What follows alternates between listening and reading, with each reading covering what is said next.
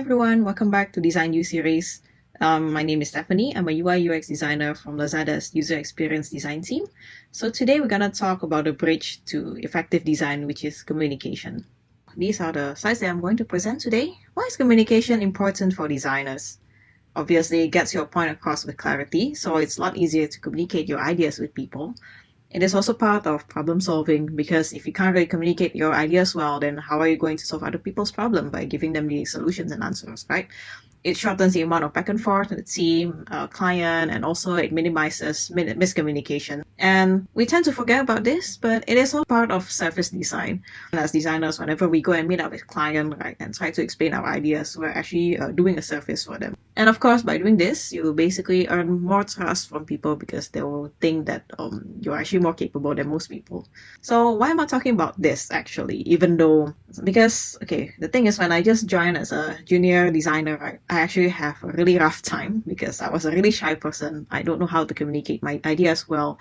And then I can't even go to a meeting by myself, like meeting to clients without my project manager because again, I'm too shy. So even though I find that maybe the project itself is very interesting, I have a lot of fun, a lot of good ideas and brainstorm with people. When it gets to the presentation stage, nobody understands what I'm trying to say. And whenever I try to explain, it makes me feel like, how come it's not getting through, Like, although for me, maybe it's very obvious. Are my ideas actually not that good? That's why people don't really accept it. So at this point, I start to doubt myself already. I don't just give up. So at the clarification stage, I decide to try and explain again to people in the room, but they still don't understand. Never mind, they won't listen to me anyway. They just wouldn't get it. So I start feeling very frustrated. I just give up. I'm quite annoyed. It's sad actually. And after the presentation itself, I start working on a task, right? But the thing is, I'm not really happy with it anymore. I don't really like it. I don't feel the excitement that I felt when I started the project because I feel like, I could have done something better to the solutions, but I couldn't really get my idea across well. So it ended up like this. And then I start blaming other people. I blame the client. I blame the project owner for not understanding me. But of course, this is not a good attitude to go with. We're not supposed to blame other people for things that we can actually keep getting better at for ourselves. Whenever this happens, I feel like my heart cracking. And because of this, I noticed that actually communication is really important for designers too. Personally, I believe that there are two types of people who get the job done, especially in the design industry. So the first one are the executors. They focus solely on given tasks and technical skills. They're really good at Photoshop, Illustrator, Sketch, anything that any program that you can think of, prototyping skills even. And their ideas are always very fresh and brilliant. But there are also another type of people who are consultants. So they also focus on the tasks, but their approach is different. They actually analyze the tasks by finding the root cause.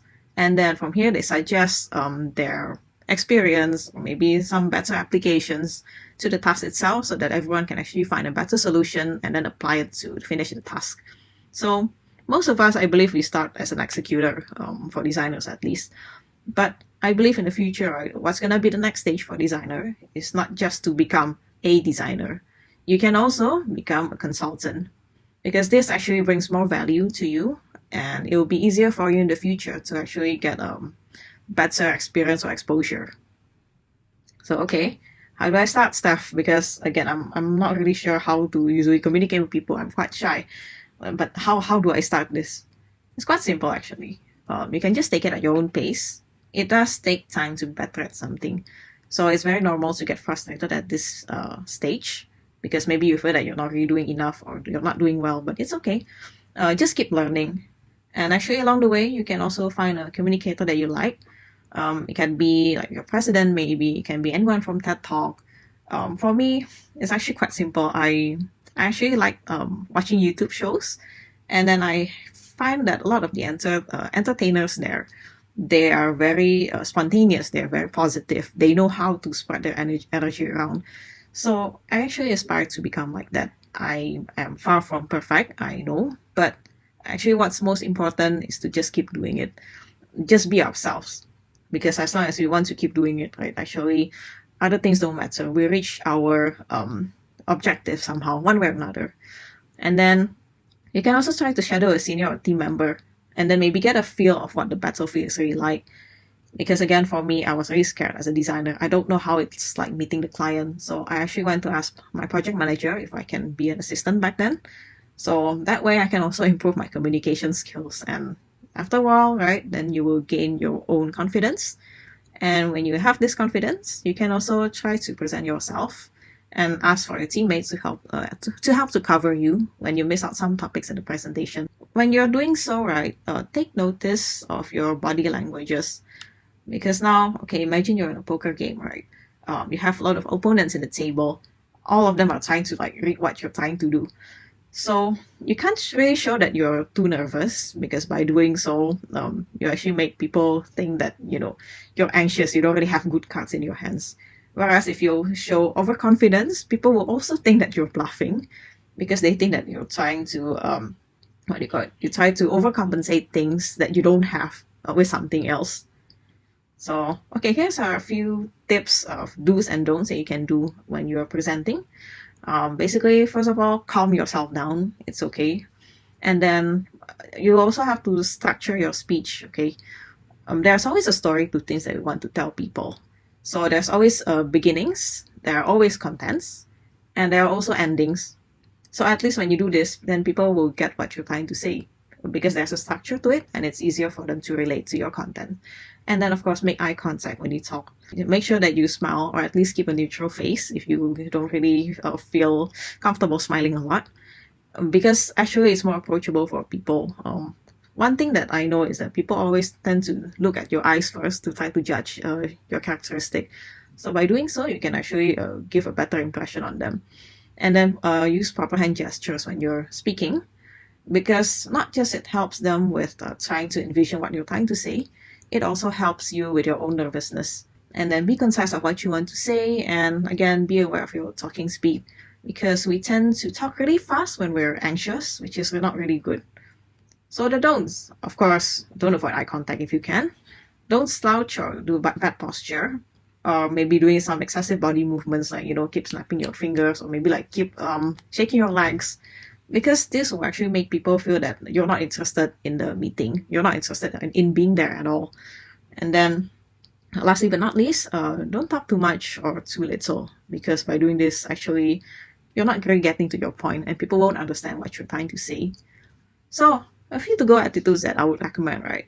The first thing is to practice active listening. So for this part, I'll actually talk about it in the next episode. So please stay tuned for that. And then most importantly, I feel that you have to be genuine, because by being genuine, people can actually place their trust in you. And also be humble. If you don't know answers to certain questions, it's fine. You can just admit it. Say that, hey, I'm sorry, I don't know the answer for this at this point of time, but what I can do for you is to actually find out about the answer, and I'll come back to you again. By doing so, you're actually showing that you're also giving more effort to the person.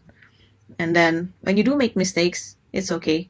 Move on and keep learning from your own mistakes. I think it's always a good thing to make mistakes, even though maybe sometimes it makes us feel very bad about ourselves. But hey, it's something human. It's okay.